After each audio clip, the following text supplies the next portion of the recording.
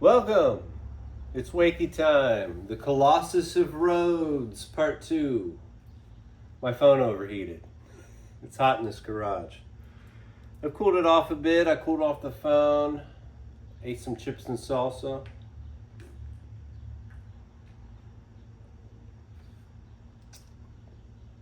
And cooling myself off. The video quit at 27 minutes and 18 seconds, 9 and 9, 9. Consciousness.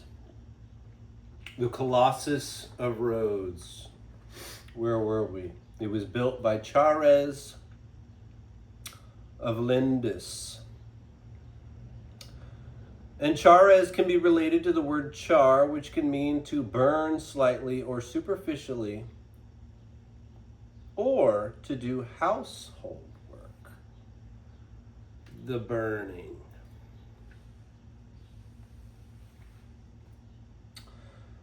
Lindus is an ancient city of Lindos. Lindos was a Dorian city on the island of Rhodes in Greece. It is known for its Acropolis, Temple of Athena Lindia, and its role as a major trading center.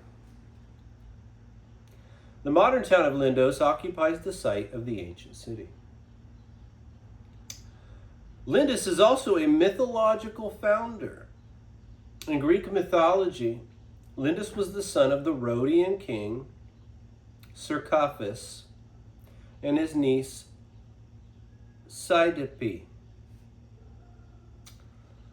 He was one of the founders of the city of Lindos, along with his brothers Camyrus and Ialisos. In Greek mythology, Lindus was the eponymous founder of Lindusan Rhodes. He was the son of the Rhodian king Cercaphus, one of the Heliades, and his niece Cydippe, the daughter of Alcimus, also a former king. He had two brothers, again, Camyrus and Ialisos, who was the eldest. Mythology, which is what we were talking about.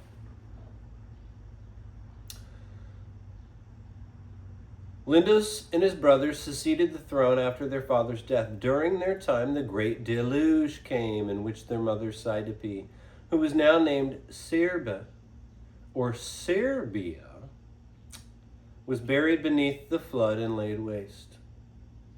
Later on, they parted the land among themselves, and each of them founded a city, which bore his name.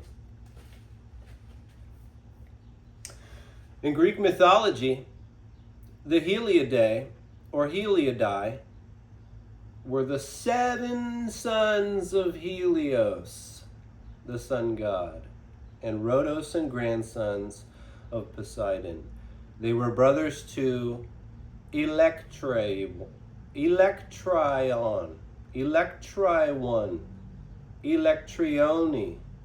I don't know how you pronounce it, but those are 3 different ways to say it. Electrione. The name Heliadae in Greek mythology refers to the sons of the sun god Helios, specifically those born to the nymph Rhode on the island of Rhodes. The term is derived from Helios, the Greek word from the sun, and the suffix adae, which indicates descent or lineage. Therefore, Heliadae literally means sons of Helios, which there were 7 of, according to Greek mythology websites. Tenagus was the most highly, it says, it reads 10 ages, was the most highly endowed of the Heliadae, and was eventually killed by Macarius, Candylus, Triopus, and Actus. This is attributed to their jealousy of his skills of science, of course. And as soon as their crime was discovered, the four had to escape from Rhodes. Macarius fled to Lesbos, Candalus to Kos, Triopas to Caria, and Actus to Egypt. Alchemists and Cercaphus, who stayed aside from the crime, remained in the island and founded the city of Achaia, in the territory of modern Ialissos. Alchemists, the eldest of the brothers, seized control over the island. Cercaphus married Alchemus' daughter and succeeded to power. The three sons of Cercaphus, Lindus, Ialissus, and Camarus, were founders and eponyms of the cities Lindos, Ialissos, and Camaros, respectively. So Charles of Lindus was the pupil of Lysippus, Lyssippus,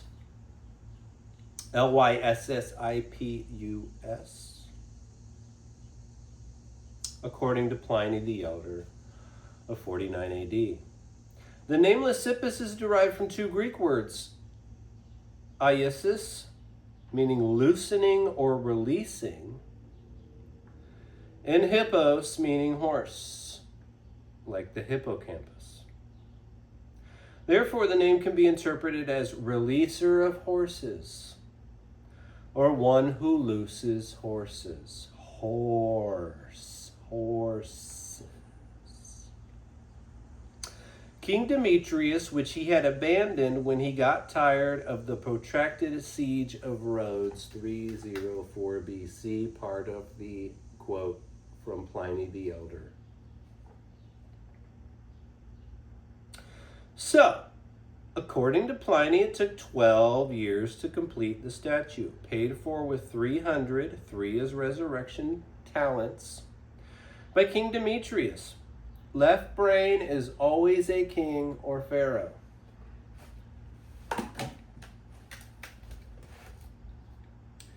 Demetrius means, the name Demetrius, of Greek origin, derived from the Greek name Demetrios.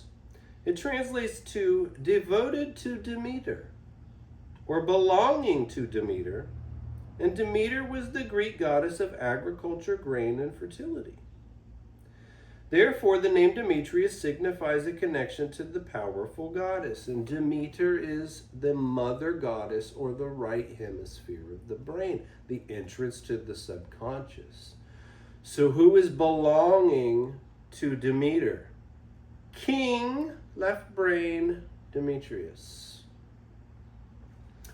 who paid 300 talents to complete the statue in 12 years.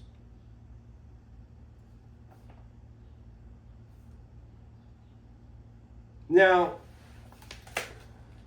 one of the things I found, which they say, some people say, is evidence that this colossal statue existed, and we are still running, were Rhodian coins. Rhodian coins, particularly didrachmas, minted around 280 BC, are believed by some to depict the Colossus of Rhodes, the massive bronze statue of the sun god Helios. These coins featuring Helios with a radiate, I don't know why it says with a radiate crown. It'd be radiated or radiant crown, are thought to potentially represent the iconic statue itself. But the coins do not show a statue. It is literally just his face with the radiant, because he's the sun god. This is like finding quarters, American quarters, 2,000 years from now, and saying, this is evidence that there was a huge statue, a colossal statue of George Washington, because it shows his face on these coins. No. I'm not saying the statue didn't exist, but who's writing this stuff?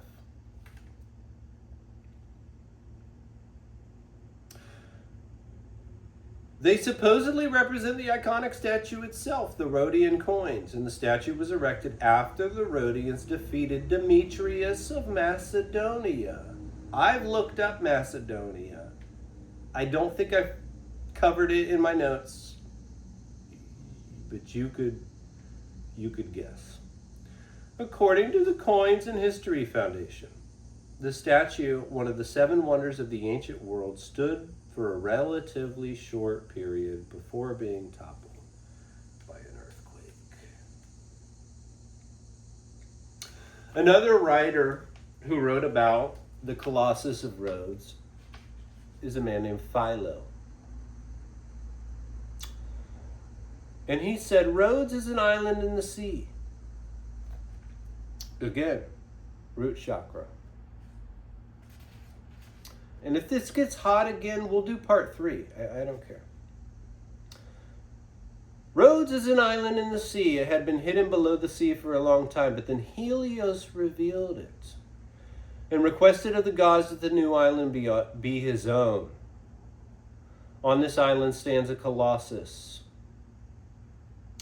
120 feet, 36.5 meters high, and representing Helios. The statue is recognizable as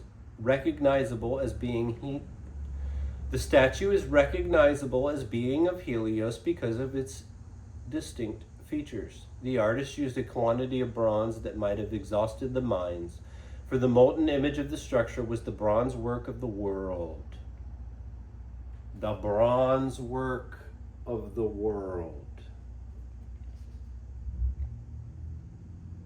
The most ambitious bronze work project anywhere to that point. And you must be ambitious. Perhaps Zeus poured down marvelous wealth on the Rhodians precisely so that they could honor Helios in spending it on the erection of the statue of the god layer upon layer from the ground up to the heavens. Layer upon layer upon layer from the groundwork to the heavens. The artist secured it firmly from the inside with iron frames and squared blocks of stone, of which the horizontal bars exhibit hammer work and the cyclopean fashion. I can't even. The hidden part of the work is bigger than the visible parts. No shit.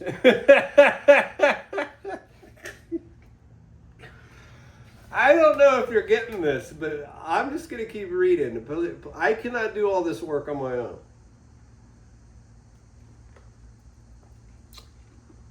You will get it. Further questions strike the admiring spectator. What kind of fire tongs were used? What size were the bases of the anvils? With what workforce was such a weight of poles forged? In essence, how did they do this? How did he do what he's saying he's done? And he's done it. And he's shown evidence. How did he do this? How did he build this colossal statue? A base of white marble was laid down, and on this first set the feet of the Colossus up to the ankle bones. He, the artist, had already conceived in his mind the proportions in which the 120-foot god was going to be built. Since the soles of the feet of the base were already at a greater height than other statues, it was impossible to lift up the rest and set it on top. The ankles had to be cast on top, just as happens in building houses. The whole work had to rise on top of itself. And for this reason, in the case of other statues, artists first make a mold and then divide it into parts, cast them, and finally put them all together and erect the statue. But the artist of the Colossus cast the first part and then molded the second part on the first. And when the second part had been cast in bronze, built the third part on top of that. He used the same method of construction for the remaining parts, for it was not possible to move the metal parts. When the casting had been done on the earlier worked parts, the intervals of the bars and the joints of the framework were taken care of. Of course they were. And the structure was held steady with stones that had been put inside. The Bible mentions stones many, many times. A lot of times, if it's one stone, it's the pineal gland, but the stones represent the chakras also.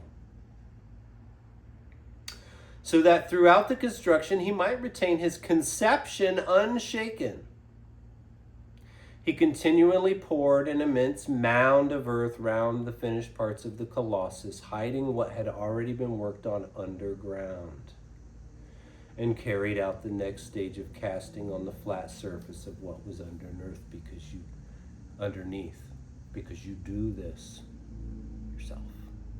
This work, this inner work you do yourself. Little by little, he reached the goal of his dream, and at the expense of 12.5 tons of bronze and 7.5 tons of iron, he made his God equal to the God. He produced a work outstanding in its boldness, for on the world he set a second Helios facing the first. Oh my God.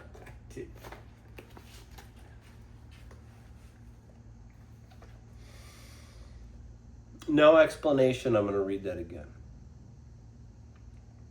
Little by little, he reached the goal of his dream, and at the expense of 12.5 tons of bronze, which is 8, which means change,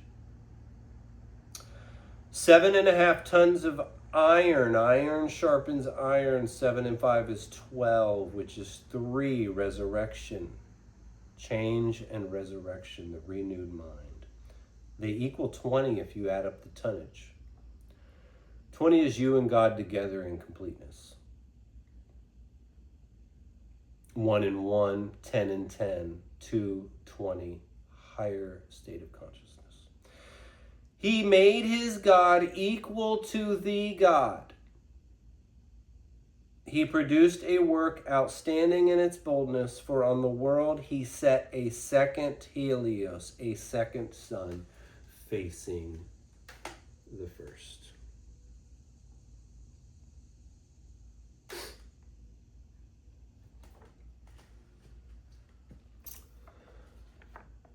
There's a more ancient writer who wrote about the Colossus of Rhodes.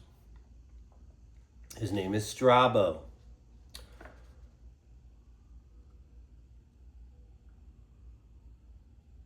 And Strabo's account is a quarter of a millennia later than when the statue was built and fell.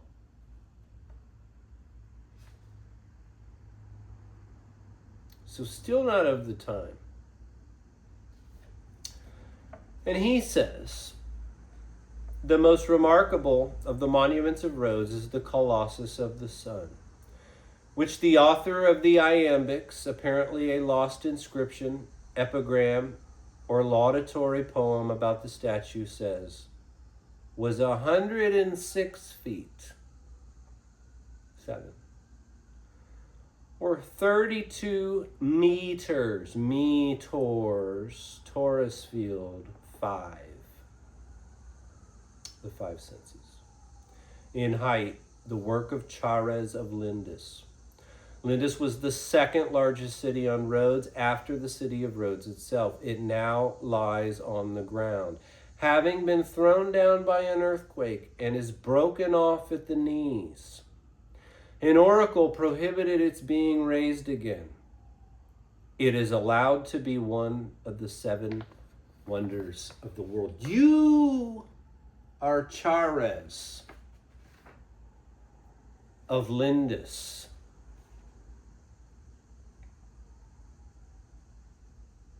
Lend us your ears. We know that Rhodes was struck by a major earthquake with an estimated magnitude of 7.2 on the Richter scale.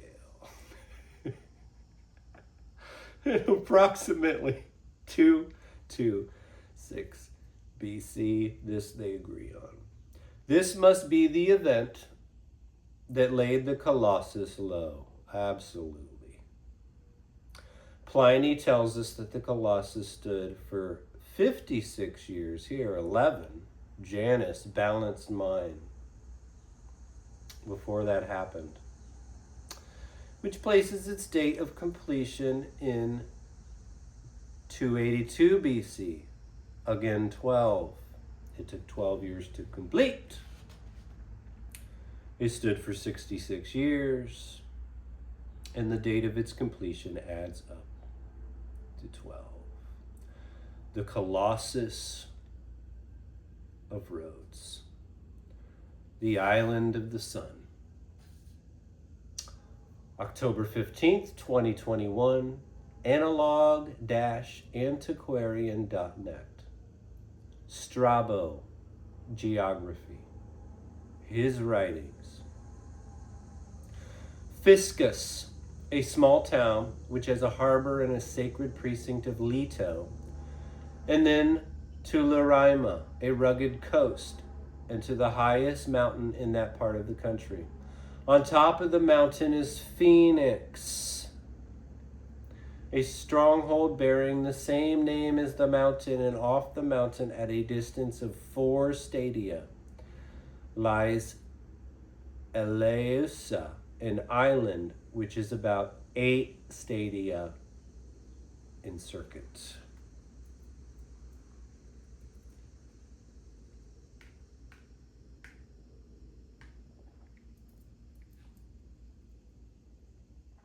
The phoenix at the top of the mountain is the fornix in the brain.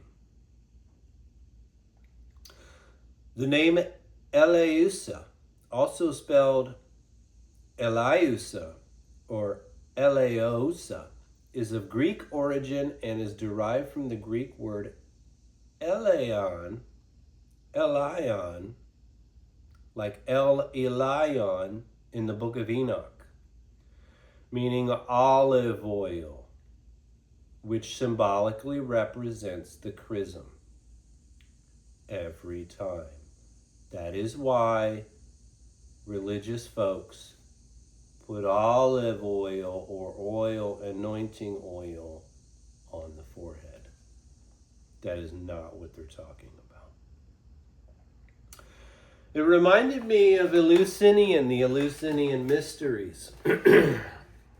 1640s Eleusinian, pertaining to Eleusis, town outside Athens, site of the mystery associated with the cult of Demeter, goddess of harvests, and her daughter. The name is literally arrival, Eleusis, from Eleusimi, to go, come, from Proto-Indo-European elutu, from root lud, to grow up, come out. This is also the root of Greek eleutheros, which means freedom.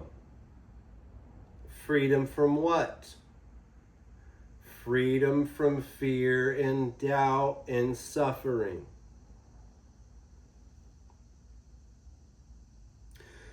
The best agreement, semantically and formally, to this old ablotting verb is found in Celtic.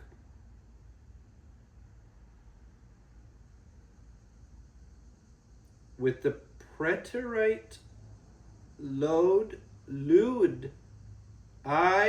he went.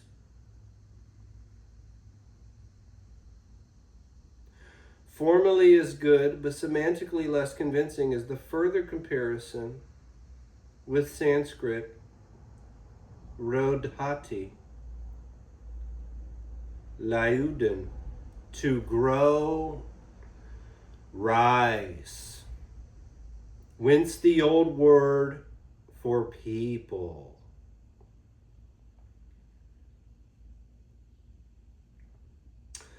According to Beeks, and once again, I don't know who Beeks is. Maybe I should learn this stuff.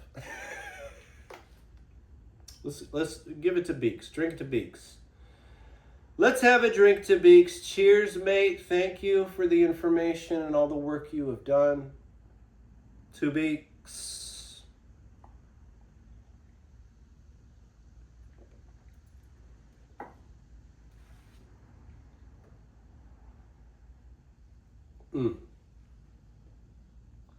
It's getting better every sip.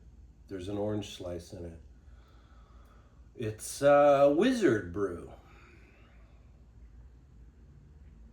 The Eleusinian Mysteries. Central figures. These were initiation ceremonies dedicated to the goddesses Demeter and Persephone, her daughter.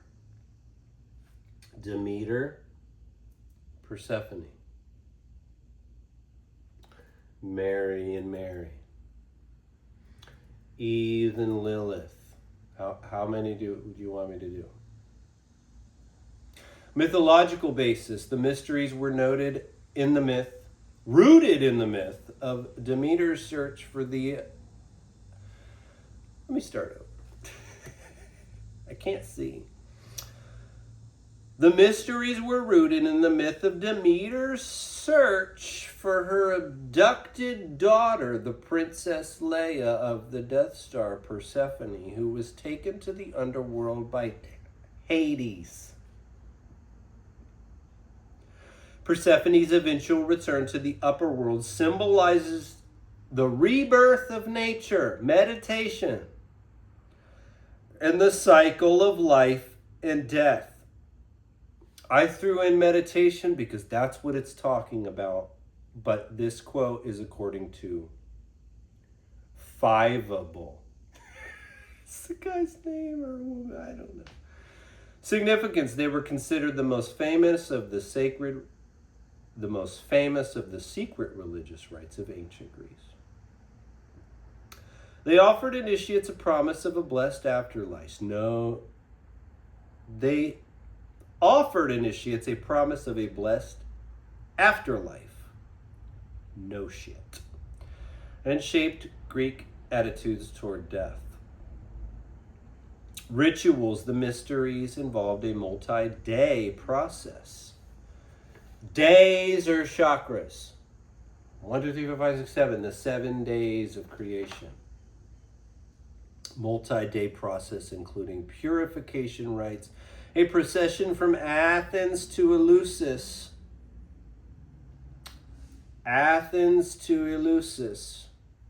Fasting, sacrifices, and secret ceremonies performed in the Telesterion at Eleusis. While there isn't a direct link between the word Elion and the specific Eleusinian mysteries, ritual details which were kept secret. Olive oil was likely used in various aspects of the rituals due to its importance in ancient Greek religion and daily life. It's plausible that it played a role in anointing offerings or illumination during the ceremonies dedicated to Demeter and Persephone. I doubt it. They knew. This is why it was secret. They were not using real olive oil. I mean, they were using it for shit, but this is not what they're talking about because these people do not know.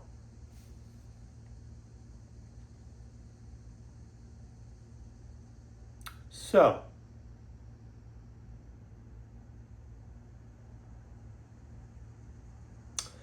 Fiskos in Greek can refer to a few things depending on the context. It can be the name of a town. In ancient Caria, now Marmaris, Turkey, meaning city of nature. In Carian, Or it can be a Greek word meaning natural or physical. It's also found as a name in Greek mythology, referring to a king of Locris and a son of Aeacus. It mentioned Leto in Strabo's account. I don't know. I mentioned Leto in my notes. In ancient Greek mythology and religion, Leto is a childhood goddess, the daughter of the Titans, Coeus and Phoebe, the sister of Asteria and the mother of Apollo and Artemis. In the Olympian scheme, the king of gods Zeus is the father of her twins, Apollo and Artemis, whom Leto conceived after her hidden beauty accidentally caught the eye of Zeus. During her pregnancy, Leto sought for a place where she could give birth to Apollo and Artemis. These are the twin sons. This is Luke and Leia. Luke and Leia. Since Hera, the wife of Zeus, in her jealousy ordered all lands to shun her and deny her shelter. Hera is also the one to have sent the monstrous serpent Python and the giant Tityos against Leto to pursue and harm her. Leto eventually found an island, Delos, that was not joined to the mainland or attached to the ocean floor. Root chakra. Therefore, it was not considered land or island, and she could give birth. It sounds like Lilith. That's what I'm getting. In some stories, so Lilith was Adam's first wife. Adam, left brain, physical. His first wife was Lilith. She did not want him on top, conquering her or higher than her. So she fled to an island like Rhodes, where she gave birth to all the demons, which are thoughts. Because from here, the constant current of electricity gives birth to all your thoughts. Okay? All right. We got to get ourselves back to the garden.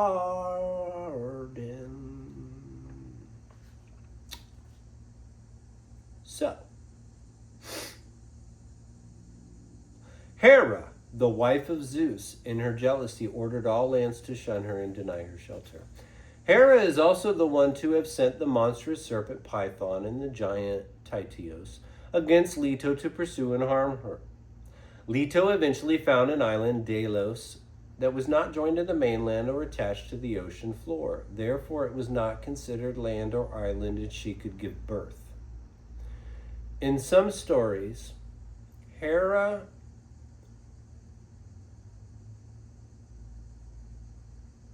I missed my spot. In some stories, Hera further tormented Leto by delaying her labor, leaving Leto in agony for days before she could deliver the twins, Apollo and Artemis, who proceed to slay her assailants. Besides the myth of the birth of Apollo and Artemis, Leto appears in other notable myths, usually where she punishes mortals for their hubris against her. Absolutely. We do have some hubris against her. I'm sorry. After some Lycian peasants prevented her and her infants from drinking from a fountain, Leto transformed them all into frogs inhabiting the fountain. The plague of the frogs. When Niobe boasts of being a better mother than Leto due to having given birth to a greater number of children than the goddess and mocks the appearance of her twins, Leto then asks her children to avenge her. And they respond by shooting all of Niobe's sons and daughters dead as punishment. I did not look up Niobe. Nothing's coming at the moment. I'll look at. We're not done with Greek mythology.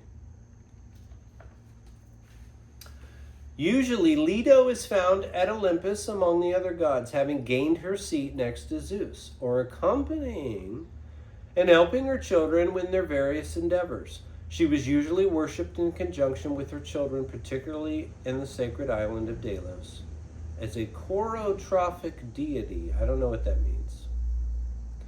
The goddess of motherhood. In Lycia, she was a mother goddess. They always ascend. They always become where they came from. You know, it's lineage. It's genealogy. When your grandparents, it's genealogy. When your grandparents pass, and you have parents, and you become parents, and you become grandparents, it's the same thing with this within you. It's the same process. And they use this as they personify the aspects of what I am talking about, what we are talking about in these ancient stories. Leto, it makes me think of the Lota tree. Leto is Attic Greek. In the Doric Greek dialect spoken in Sparta and surrounding areas, her name was spelled Lato. I'd like a Lato, please, with an alpha instead. There are several explanations for the origin of the goddess and the meaning of her name. Older sources speculated that the name is related to the Greek. I don't even know if those are letters. A non-lethe, oblivion. And lotus, the lotus tree, the Lota tree, the fruit that brings oblivion to those who eat it. It would thus mean the hidden one. Leto. In 20th century sources, Leto is traditionally derived from Lycian Lada, which means wife, as her earliest cult was centered in Lycia. Lycian Lada may also be the origin of the Greek name Leda. Other scholars, let's name them: Kretschmer, Bethe, Chantrain, and Beeks. Once again, Beeks! Let's have another drink to Beeks.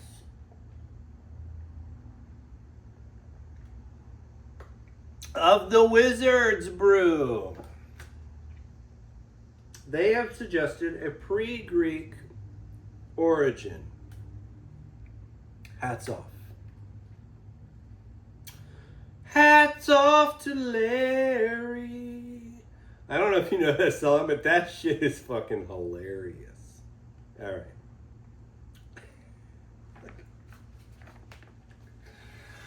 right. We'll get through this. Bear with me. Leto was identified from the 4th century onwards as the principal local mother goddess of Anatolian Lycia. Anatolia is the right hemisphere of the brain. Troy was in Anatolia. named after the stories, as the region became Hellenized. In Greek inscriptions, the children of Leto are referred to as the national gods of the country. Her sanctuary, the Letoon near Xanthos with an X, predated Hellenic influence in the region. Anatolia, this is the area where Janus originated. We talked about this in the Janus video. You have Göbekli. Did I just say it again? Göbekli. Maybe that's how you say it. Göbekli Tepe, and all the ancient sites that go all the way down into the promised land of Judea. That is Anatolia. We're talking about Turkey, Syria, so forth, and so on.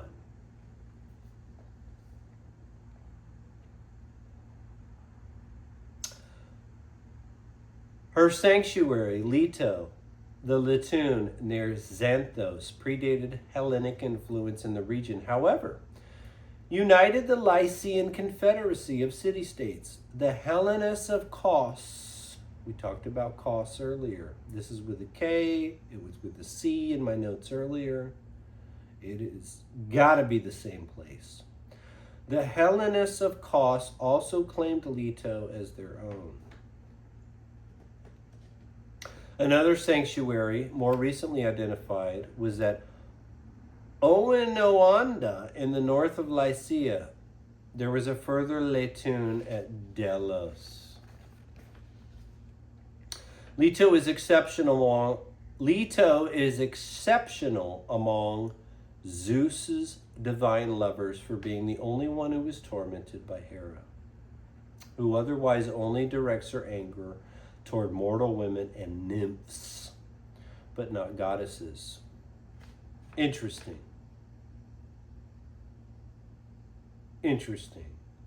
Hera is the mother goddess. I will tell this story in another video. Hera is the mother goddess. She directs her anger toward nymphs, which are lymph nodes, which would be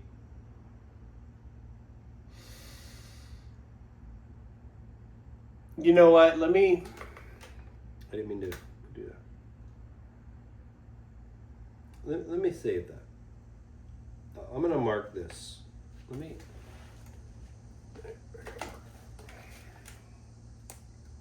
me work on this. I'm going to tell you a story.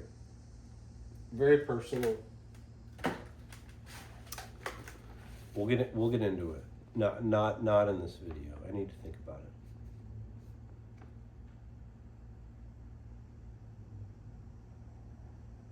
it.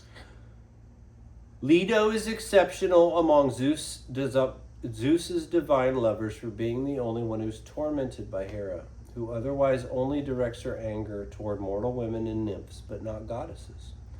Thus being treated more in line, I'm just checking the camera, with mortal women, the divine beings in mythology. Zeus had various affairs, with goddesses like Metis, Demeter, Dione, which is Diana, Maya, Persephone, Themis, Mnemosyne, Selene, Nemesis, and more, which were never harmed by Hera.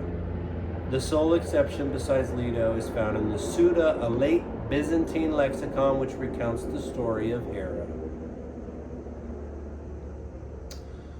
There's a Heracopter flying by. Cursing impregnate Aphrodite's belly, leading to the birth of Priapus. Moreover, Leto's troubled childbirth bears resemblance to Alcmene's. Alcamenes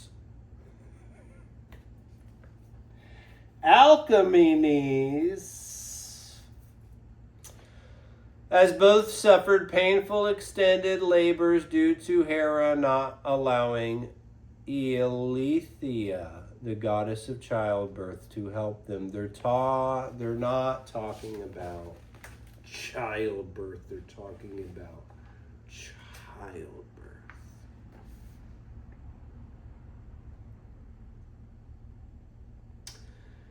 Hera not allowing Eileithyia, the goddess of childbirth, to help them. And both stories overall are also thematically linked to the myth of Semele and her son Dionysus.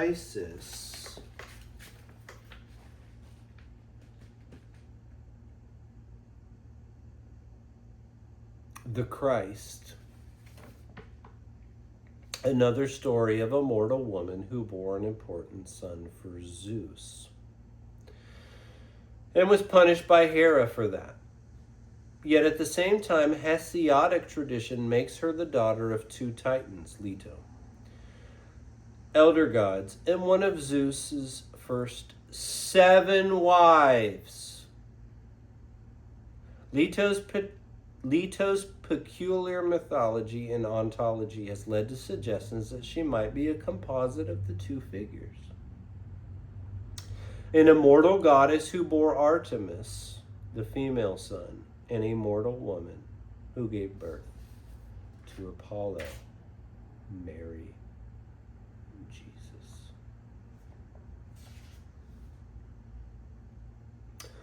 Phiscos is a place name. It's an ancient city in Caria. If you're bored, you haven't made it this far anyway.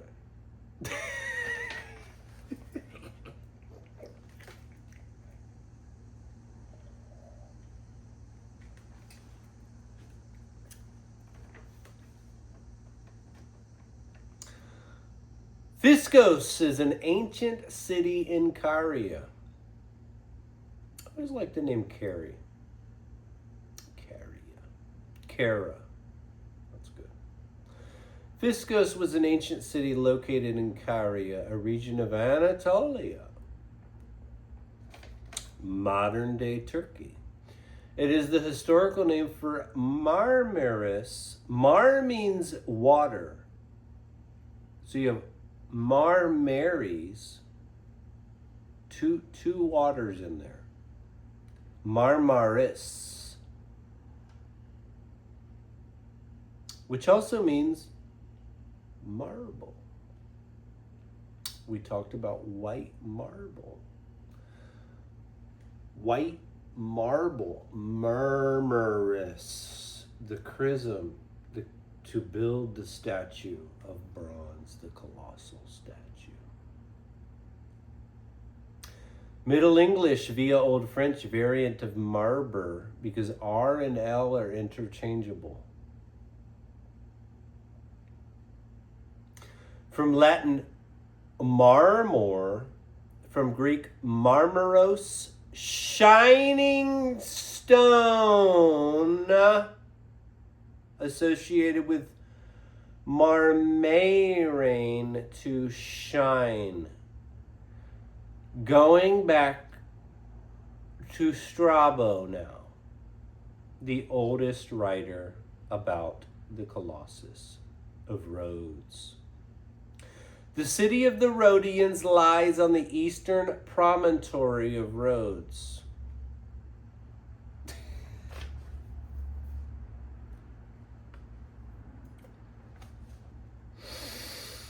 And it is so far superior to all others in harbors. Harbors. Boars. The boar. The boar. So you know here you have the bull in meditation. The ox is the system. The bull system. The Baal system. The bell system. The bull, the animal. You have the big cats and the bull. Different cultures did not have bulls. They did not have domesticated. I don't remember what cows are. There's another word. Anyway, some cultures, like the Celtic, the Irish, they had boars. So when you read their mythology, it talks about boars, where it would talk about the bulls. Harbors, herbors, harbors. Just take some time. Think about it. Let me start over. The city of the Rhodians, the city of the Rose, the Red Rosians, on the eastern promontory of Rhodes, and it is so far superior to all others in harbors and roads and walls and improvements in general that I am unable to speak of any other city as equal to it, because there isn't. Or even is almost equal to it, much less superior to it. It is remarkable also for its good order, for its careful attention to the administration of affairs of state in general, because you've done the meditations. And in particular to that of naval affairs, whereby it held the mastery of the sea for a long time and overthrew the business of piracy, and became a friend to the Romans and to all kings who favored both the Romans and the Greeks. When I go read all these stories about these cities, they're always emanated in the same way. They're always praised in the same way. They can't all be as superior as they're praised, because they're not talking about real cities. These stories existed before the cities were named. Consequently, it not only has remained autonomous, but also has been adorned with many votive offerings. Yeah, no shit. Which for the most part are to be found in the Dionysium and the Gymnasium, but partly in other places. The best of these are, first, the Colossus of Helios, of which the author of the iambic verse says, 7 times 10 cubits, 18 inches, 1 plus 8 is 9 in height. The work of Chares the Lindian, 7 times 10, 70 cubits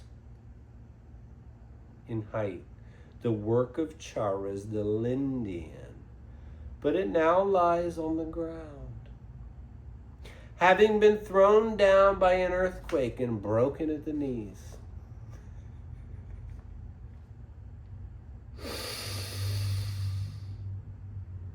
In accordance with a certain oracle, the people did not raise it again, because a lot of you don't. And if they're talking about the statue of yourself before meditation, you don't raise it again. That's what the oracle's talking about. Because you're renewed every time. You don't raise that person again. You're overcoming that person. This, then, is the most excellent of the votive offerings. At any rate, it is, by common agreement, one of the 7 wonders.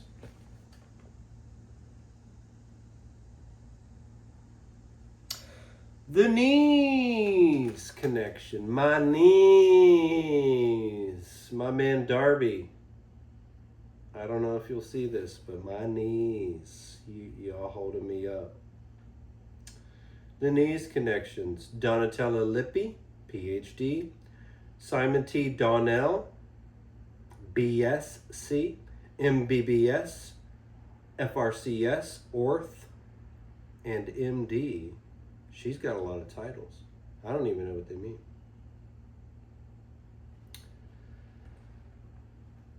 I'm not even going to try. Etymology is the study of vocabulary and the connections between words. What is on my phone? More.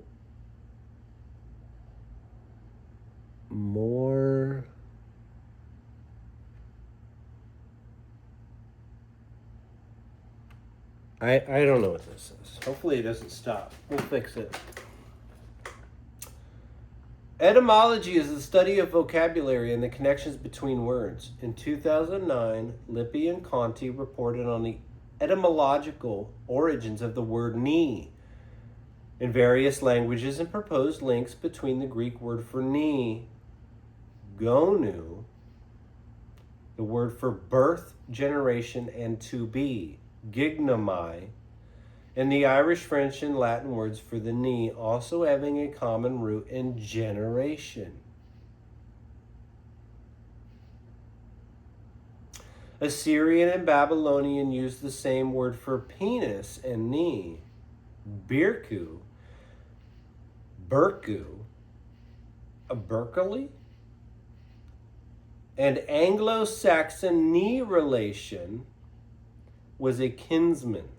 The knee is therefore, besides its structural importance, the seat of life. The statue was cut off at the knees because it will always cut you off at that point.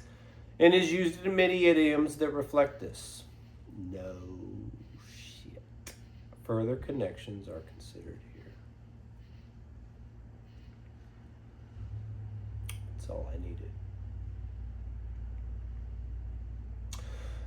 Helios, the sun god. According to Pindar, when the gods divided the earth among them, Helios was absent, and thus he got no lot of land.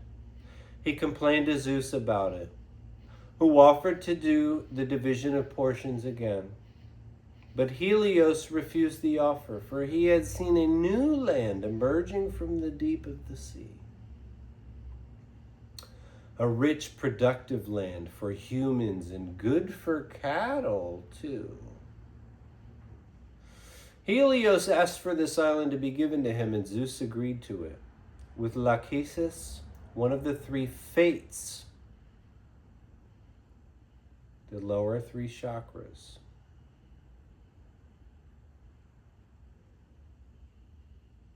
It might be 2, 3, 4. I can't remember. I'll get back to you on that.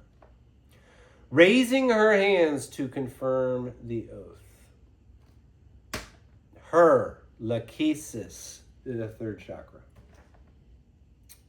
Alternatively, in another tradition, it was Helios himself who made the island rise from the sea. When he caused the water which had overflowed it to disappear, he named it Rhodes. Helios is the chrism. Helios is a Jesus within you.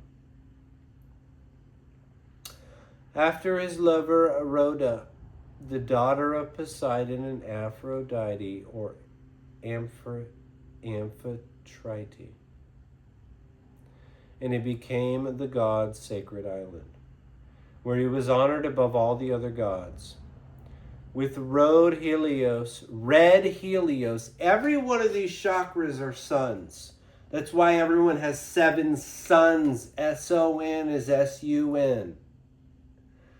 Rhode Helios is red Helios. It's the root chakra.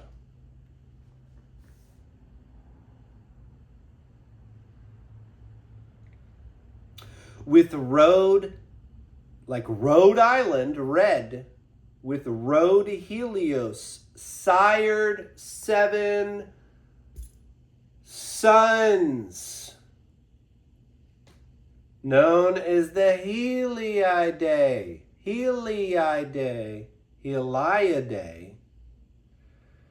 sons of the sun, who became the first rulers of the island, because you gain control of that shit. Like I started at the beginning talking about. You control that electricity that fuels your thoughts and emotions, the fear and the doubt, the suffering, the sin. You control it now with Jesus Christ, with Helios.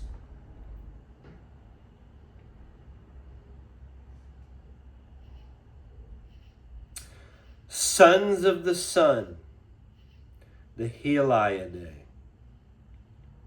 who became the first rulers of the island, as well as one daughter, Electrione.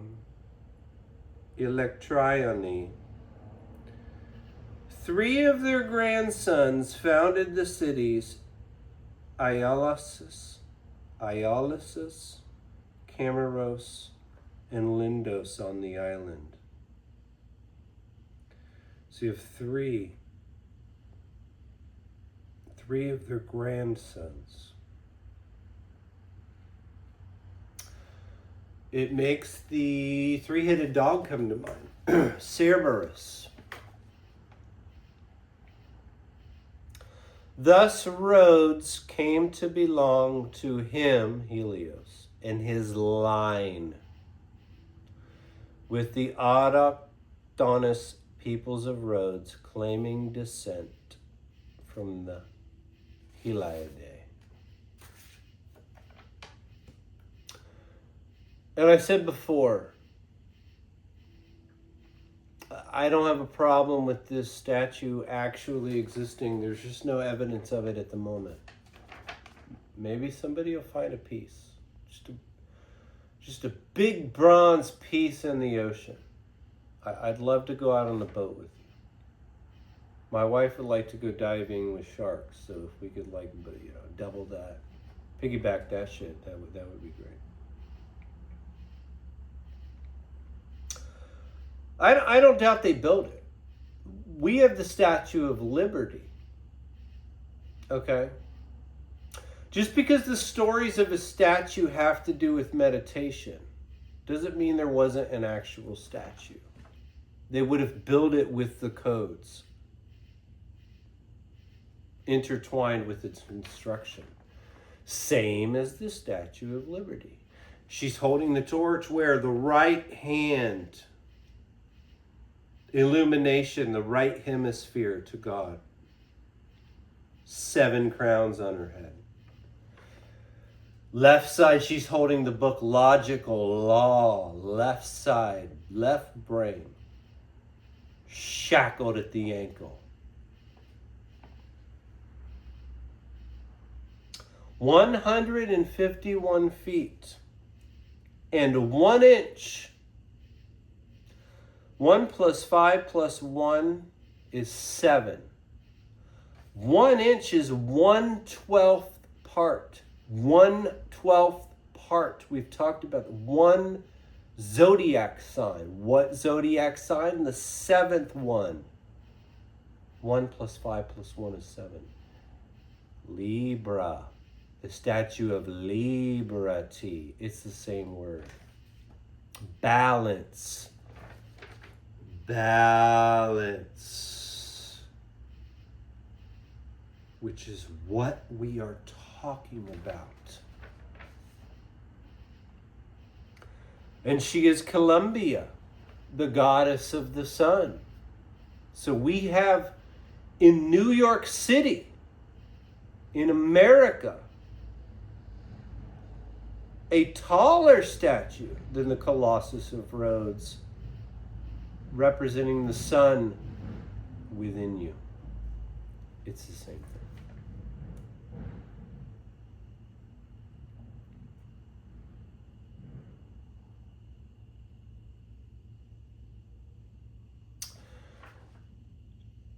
I read one place, I don't have it in my notes, the statue, the Colossus of Rhodes, had 1 foot on the land and 1 foot on the sea. And we've talked before about Revelations, John and meditation. So I will read a part of Revelation. Revelation 10. This is New International Version. Then I saw another mighty angel coming down from heaven. He was robed in a cloud with a rainbow above his head. His face was like the sun, and his legs were like fiery pillars. He was holding a little scroll, which lay open in his hand. He planted his right foot on the sea and his left foot on the land. And he gave a loud shout like the roar of a lion. When he shouted, the voices of the 7 thunders spoke. And when the 7 thunders spoke, I was about to write, but I heard a voice from heaven say, "Seal up what the 7 thunders have said and do not write it down." Then the angel I had seen standing on the sea and on the land raised his right hand to heaven. And he swore by him who lives forever and ever, who created the heavens and all that is in them, the earth and all that is in it, and the sea and all that is in it, and said, "There will be no more delay. But in the days when the 7th angel is about to sound his trumpet, the mystery of God will be accomplished, just as he announced to his servants, the prophets." Then the voice that I had heard from heaven spoke to me once more. "Go, take the scroll that lies open in the hand of the angel who is standing on the sea and on the land." So I went to the angel and asked him to give me the little scroll. It reminds me of Paul Bunyan. He said to me, "Take it and eat it. It will turn your stomach sour, but in your mouth it will be as sweet as honey." I took the little scroll from the angel's hand and ate it. It tasted as sweet as honey in my mouth, but when I had eaten it, my stomach turned sour.